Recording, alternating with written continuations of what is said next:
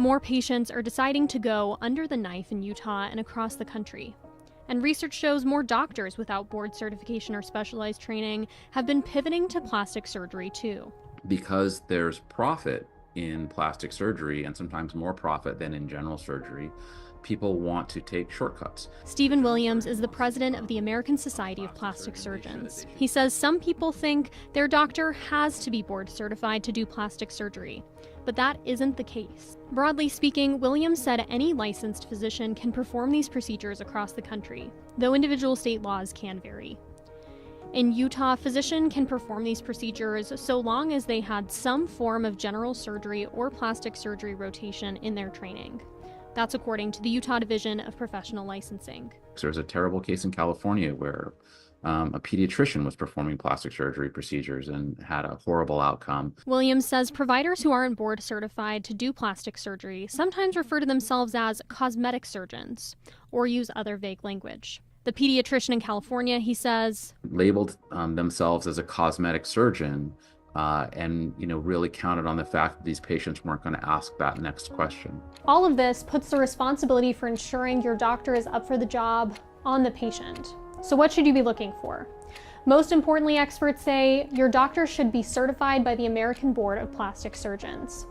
They're required to have at least 3 years of training in the field, to follow continuing education requirements, and to adhere to the code's Board of Ethics. They're also required to have admitting privileges at a local hospital in case something goes wrong. Hospitals are very smart. Hospitals will not let someone who's an OBGYN or a general surgeon perform plastic surgery procedures because for the hospital, it's a liability issue. Patients can check their doctor's board certifications online with the American Board of Plastic Surgery.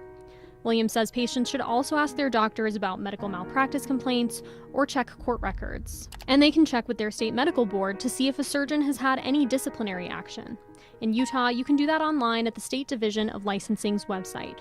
1 or 2 issues over a long career might not be cause for alarm, but if it's happening multiple times, there is the question of, is this physician doing all the right things? And while all of this creates more work for the consumer, Williams believes it's worth the extra effort. When we're dealing with things that can potentially affect someone's life or even cost them their life, these are really important conversations to have. It's something that I've been wanting to do for years and years. We previously shared the story of Royanne Morelli, who had a breast augmentation in Midvale in 2021 that later resulted in a major infection.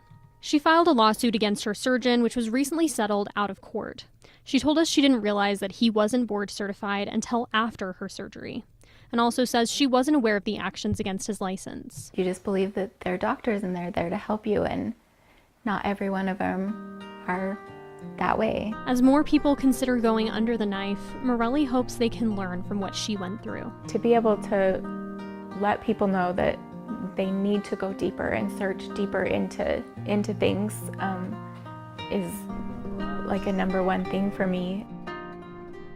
For more from our 3-part series on plastic surgery in Utah, you can visit our website at fox13now.com.